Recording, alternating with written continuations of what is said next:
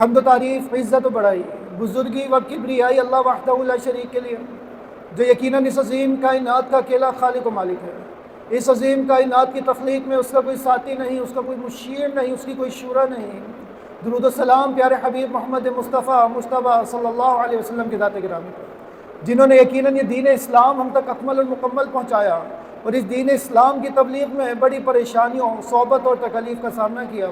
رحمتیں برکتیں اللہ کے ہر نیک بندے اور بندی پر ہو۔ گزشتہ جمعہ آپ کے سامنے یہ بات رکھی تھی کہ ہماری پیدائش کا مقصد اللہ رب العزت کی عبادت ہے، اور عبادت کا مفہوم آپ کے سامنے رکھا تھا کہ نماز، روزہ، زکوٰۃ، حج یہ یقیناً عبادات میں سے ہیں، لیکن صرف یہی عبادات نہیں ہیں۔ ہماری تخلیق کا مقصد عبادت ہے، تو ہمیں 24 گھنٹے عبادت میں ہونا چاہیے۔ تو پھر ایک سوال تھا کہ یہ ممکن نہیں کہ میں ہر وقت مسجد میں رہوں، میں ہر وقت سجدے اور رکوع کی حالت میں رہوں۔ تو ہم نے اس غلط فہمی کا ازالہ کیا تھا کہ عبادت کا مطلب صرف رکوع، سجدہ، نماز، روزہ، زکوٰۃ، حج نہیں، بلکہ آپ اپنے 24 گھنٹے اللہ رب العزت کی فرما برداری میں گزاریں، یہ عبادت ہے۔ آپ اصول تجارت جو اسلام نے بیان کیے ہیں اس کے مطابق آپ اگر اپنی تجارت کر رہے ہیں تو یہ عبادت ہے۔ آپ جو اصول، جو قوانین، جو طور طریقے اسلام نے آپ کو سکھائے ہیں، آپ اپنے شب و روز اس کے مطابق اگر گزار رہے ہیں تو یہ عبادت ہے۔ حتیٰ کہ اگر کوئی اپنی ضرورت پوری کرنے کے لیے اپنی بیوی کے پاس بھی جاتا ہے اور وہ ان تعلیمات کو اپناتا ہے جو اسلام نے بیان کیے ہیں تو اس کا یہ عمل بھی عبادت ہے۔ اب اگلی چیز تھی کہ عبادت بندہ کرے کب تک؟ تو قرآن اس کا جواب دیتا ہے۔ ایک آیت جو آپ ہر جمعے میں خطبے کے اندر سنتے ہیں، یا ایھا الذین آمنوا اتقوا اللہ حق تقاتہ، اے وہ لوگوں جو ایمان لائے ہو اللہ سے ڈرو حق تقاتہ، جیسے اس سے ڈرنے کا حق ہے، جیسے اس کا تقوی اپنانے کا حق ہے، اس طریقے سے تم اللہ رب العزت سے ڈرو۔ وَلَا تَمُوتُنَّ إِلَّا وَأَنْتُمْ مُسْلِمُونَ، اور تمہیں موت نہ آئے مگر اس حال میں کہ تم اللہ رب العزت کے فرما بردار ہوتے ہوئے تمہیں موت ہے۔ یعنی یہ ذہن سے میں نکال دوں کہ کوئی خاص مخصوص وقت ہے جس میں اللہ کا فرما بردار ہوں گا اور اس کے بعد جو میرے دل میں آئے گا میں وہ کروں گا، تو ایسا نہیں ہے۔ جب آپ نے کلمہ لا الہ الا اللہ کا اقرار کر لیا تو آپ ایک ایسے دائرے کے اندر آ گئے ہیں جس دائرے کے اندر آپ کی اپنی مرضی نہیں چلے گی۔ اب آپ پابند ہیں کہ آپ وہ کریں گے جو اللہ اور اس کے رسول نے بیان کر دی۔ میرے جسم پر میری مرضی نہیں ہوگی، میرے جسم پر میرے خالق کی مرضی ہوگی۔ یہ جب میں نے کلمہ طیبہ کا اقرار کر لیا تو میں ان چیزوں کا پابند ہو گیا۔ تو اللہ تعالیٰ نے کیا فرمایا کہ تمہیں مسلم یعنی فرما بردار کب تک رہنا ہے؟ جب تک تمہیں موت نہ آئے۔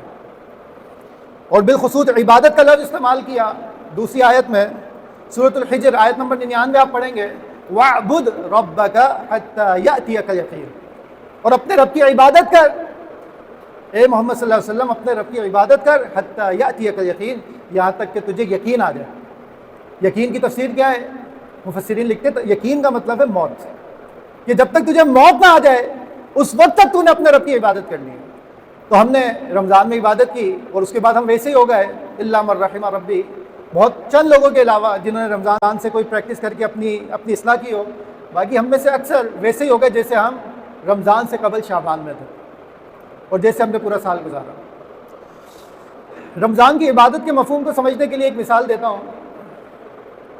جب آپ علیہ الصلوۃ والسلام فوت ہوئے تو صحابہ کرام بہت زیادہ غم کی حالت میں تھے، اور انہیں یقین نہیں آ رہا تھا کہ آپ علیہ الصلوۃ والسلام فوت ہو گئے۔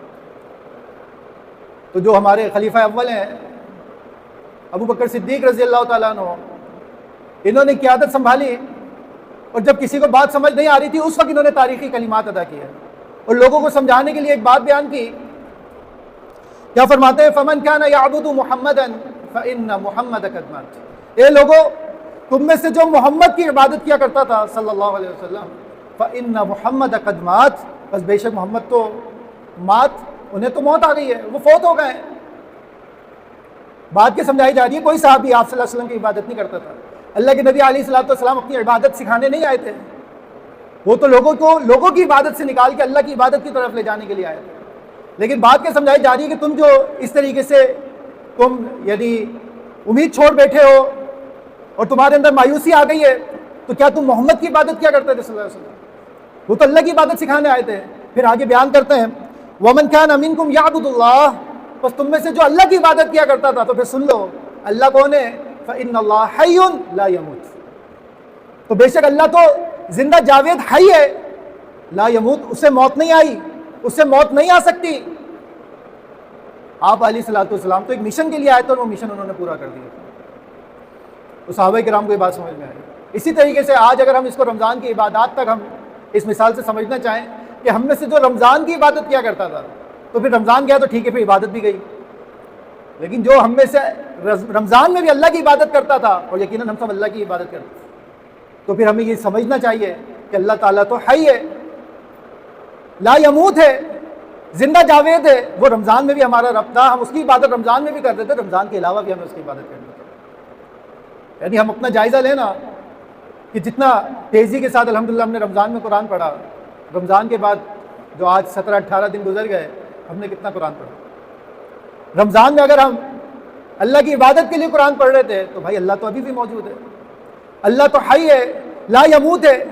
جو ہم تہجد پڑھ رہے تھے تراویح کی صورت میں، اس میں سے رمضان کا یعنی شوال کا چاند دکھنے کے بعد ہم نے کتنی دفعہ تہجد پڑھی؟ یہ ایک سوال میں اپنے آپ سے کروں کہ میں کس کی عبادت کرتا ہوں؟ میں اللہ کی عبادت کرتا ہوں، وہ حی لا یموت ہے، میں تو مر جاؤں گا، وہ تو زندہ جاوید ہے۔ میں نے عبادت کب تک کرنی ہے؟ حتی یأتیک الیقین، جب تک مجھے موت نہ آ جائے، میں نے اس کا فرما بردار بن کے رہنا ہے۔ ایک اور چیز جس کی اسلام ہمیں ترغیب دیتا ہے، توجہ دلاتا ہے، وہ کیا ہے کہ ہم عمل کریں تسلسل کے ساتھ، مسلسل کریں۔ لاسٹ ٹائم آپ کے سامنے یہ حدیث بیان کی تھی کہ آپ صلی اللہ علیہ وسلم نے فرمایا ان احب الاعمال، بے شک پسندیدہ اعمال، ادومھا الی اللہ، اللہ کے نزدیک پسندیدہ اعمال کون سے ہیں؟ جو ہمیشگی کے ساتھ کیے جائیں، جو کنٹینیوسلی کیے جائیں، جو تسلسل سے کیے جائیں۔ وَإِن قَلَّ، اگرچہ وہ اعمال جو ہیں وہ قلیل ہی کیوں نہ ہو، وہ اعمال تھوڑا ہی کیوں نہ ہو، وہ عمل تھوڑا ہی کیوں نہ ہو، لیکن اگر میں اس کو مسلسل کرتا ہوں تو وہ اللہ کے نزدیک بہت زیادہ محبوب تر۔ اس کی میں نے مثالیں دی تھیں کہ میں روز کے 10 روپے 20 روپے خرچ کروں لیکن مسلسل کروں، میں تہجد کی صرف 2 رکعت پڑھوں لیکن مسلسل پڑھوں، چھوڑوں نہ، تو یہ وہ اعمال ہے جو اللہ کے نزدیک بہت زیادہ محبوب ترین ہو جاتے ہیں۔ دنیا میں بھی دیکھیں نا، مثال ایسی ہے کہ لوگ بھی اس چیز کو پسند کرتے ہیں جس پہ انہوں نے انویسٹمنٹ کی اور وہ مسلسل ان کے پاس چلے۔ مثال کے طور پر آپ نیا موبائل لیتے ہیں اور وہ 1 مہینہ آپ کو پرفارمنس دیتا ہے، اس کے بعد وہ ڈیڈ ہو جاتا ہے، تو آپ اس موبائل اور اس کمپنی کے بارے میں کیا سوچیں گے؟ آپ ایک بھینس خریدتے ہیں، آپ نے سوچا روز کا 10 کلو دودھ نکلے گا، وہ 1 مہینہ دودھ دیتی ہے، اس کے بعد وہ بانجھ ہو جاتی ہے، ختم ہو جاتی ہے۔ یعنی یہ چیزیں ہمیں بھی نہیں پسند بحیثیت انسان۔ تو اللہ رب العزت نے ایک قاعدہ بیان کیا کہ جو تسلسل سے آپ کام کریں گے وہ اللہ تعالیٰ کو بہت زیادہ پسند ہے۔ اسی طریقے سے 1 مہینہ عبادت کر کے پھر ہم فرض نماز سے بھی اگر چلے جائیں، اللہ اکبر، یہ تو تصور بھی نہیں کیا جا سکتا کہ ایک مسلمان ہو، کلمہ گو ہو، اور وہ فرض نماز سے ہجرت کر جائے، فرض نمازوں کو چھوڑ جائے، یہ تو ممکن ہی نہیں ہے۔ تو میں اپنے حال دیکھوں، میں اپنے ارد گرد دیکھوں کہ جو ہم میں سے رمضان میں ماشاءاللہ آگے تھے، وہ رمضان کے بعد ان کی کیا کیفیت ہے۔ آپ علیہ الصلوۃ والسلام کی سیرت دیکھتے ہیں کہ آپ علیہ الصلوۃ والسلام کس طرح سے ہمیشگی کے ساتھ عمل کرنے والے تھے۔ اما عائشہ رضی اللہ تعالیٰ عنہا سے علقمہ رحمہ اللہ سوال کرتے ہیں، هل كان يخص شيئا من الایام، کہ اللہ کے نبی علیہ الصلوۃ والسلام نے کچھ خاص ایام مختص کیے تھے، کچھ دن خاص کیے تھے عبادت کے لیے یا عمل کے لیے؟ تو آپ رضی اللہ تعالیٰ عنہ، عائشہ رضی اللہ تعالیٰ عنہ جواب دیتی ہے، لا، نہیں، کان عملہ، بلکہ آپ علیہ الصلوۃ والسلام کا تو عمل کیسا تھا؟ دیما، دائمی تھا، ہمیشگی والا تھا، تسلسل کے ساتھ اللہ کے نبی علیہ الصلوۃ والسلام عمل کیا کرتے تھے۔ کوئی دن، اور تم میں سے کون ہے جو استطاعت رکھے ویسی استطاعت، ما کان رسول اللہ صلی اللہ علیہ وسلم یستطیع، جیسے کہ استطاعت، جیسے کہ طاقت اللہ کے نبی علیہ الصلوۃ والسلام رکھتے تھے، تم میں سے کون ہے جو ایسی طاقت رکھ سکے؟ یعنی تو نے ان کا عمل تو پوچھ لیا، لیکن یہ بات جان لے کہ اللہ کے نبی علیہ الصلوۃ والسلام جیسی استطاعت کوئی اور نہیں رکھتا۔ آپ علیہ الصلوۃ والسلام ہمیشگی سے عمل کرنے والے تھے۔ ایک روز، یہ خاص، اب جو میں واقعہ بیان کرنے لگا ہوں، یہ خاص اللہ کے نبی علیہ الصلوۃ والسلام کے لیے، وہ کیا تھا کہ ایک روز ظہر کی 2 رکعتیں رہ گئی تھیں سنت میں سے، کوئی جھگڑا آیا، آپ صلی اللہ علیہ وسلم اس کو نپٹانے کے چکر میں وہ 2 رکعتیں رہ گئی۔ تو آپ علیہ الصلوۃ والسلام نے عصر کی نماز کے بعد وہ 2 رکعتیں ادا کی. کون سی 2 رکعتیں؟ ظہر کی جو 2 رہ گئی تھیں سنتوں میں سے. کیوں؟ کیونکہ اللہ کے نبی علیہ الصلوۃ والسلام ہمیشگی کے ساتھ عمل کرنے والے تھے. وہ ہمیشگی کے ساتھ وہ 2 رکعتیں پڑھتے تھے. ایک دن نہیں پڑھ سکے تو عصر کی نماز کا وقت ہو گیا, عصر کی نماز پڑھا کر اللہ کے نبی علیہ الصلوۃ والسلام نے وہ 2 رکعتیں ادا کی. اور پھر آپ علیہ الصلوۃ والسلام نے وہ 2 رکعتیں مستقل جاری رکھی. کیوں؟ کیونکہ جب آپ علیہ الصلوۃ والسلام کوئی عمل شروع کرتے تو پھر وہ اس کو جاری رکھتے, پھر اس کو نہیں چھوڑتے. تو عصر کے بعد کی یہ 2 رکعتیں اللہ کے نبی علیہ الصلوۃ والسلام نے جب ایک دفعہ شروع کی تو پھر جاری رکھی. یہ ان کے لیے معاملہ خاص تھا. عائشہ رضی اللہ تعالیٰ عنہ کا آپ مثال دیکھیں, ان کے بارے میں کیا آتا ہے کہ جب وہ کوئی عمل کرتی تو اسے لازم کر لیتی. یعنی ان کی بھی یہ کوشش ہوتی کہ جب میں نے کوئی عمل شروع کیا تو میں اس کو مسلسل جاری رکھوں. صحیح مسلم کے اندر اس بات کا ذکر موجود ہے. آپ رضی اللہ تعالیٰ عنہ نے ایک دن اللہ کے نبی علیہ الصلوۃ والسلام سے سوال کیا کہ ہم آپ کے ساتھ نغزو و نجاہد, ہم بھی آپ کے ساتھ غزوات کرنا چاہتے ہیں, ہمیں بھی غزوات کرنے چاہیے, ہمیں بھی آپ کے ساتھ جہاد کرنا چاہیے.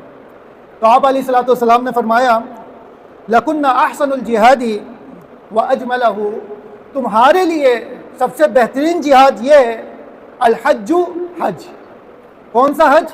حج مبرور, جو حج قبول ترین ہو, بہترین انداز سے ادا کیا گیا ہو, یہ تمہارے لیے سب سے اچھا جہاد ہے. بہترین جہاد خواتین کا کیا ہے کہ وہ حج ادا کر لیں اچھے انداز سے, تو یہی ان کے لیے جہاد کے برابر.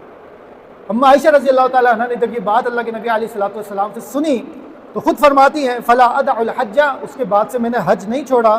بعد اذ سمعت هذا من رسول اللہ صلی اللہ علیہ وسلم, جب سے میں نے یہ بات اللہ کے نبی علیہ الصلوۃ والسلام سے سنی کہ تم عورتوں کا بہترین جہاد حج ہے, تو میں نے اس کے بعد سے کبھی حج نہیں چھوڑا. بہت ساری مثالیں موجود ہیں, کئی جملے اس بات پر ہو سکتے ہیں کہ صحابہ کرام اللہ کے نبی علیہ الصلوۃ والسلام بذات خود جو عمل کرتے تو اس پہ ہمیشگی اختیار کرتے. اب عائشہ کی میں نے آپ کے سامنے مثال رکھی کہ انہوں نے فرمایا کہ جب میں نے یہ بات سنی تو میں نے پھر حج ادا کیا, اور پھر حج کو میں مسلسل جاری رکھی جب سے میں نے یہ بات سنی. اللہ تعالیٰ سے دعا اللہ تعالیٰ ہمیں بھی مسلسل مستقل مزاجی کے ساتھ کنٹینیوسلی نیک اعمال کرنے کی توفیق عطا فرمائے. وآخر دعوانا الحمدللہ رب العالمین.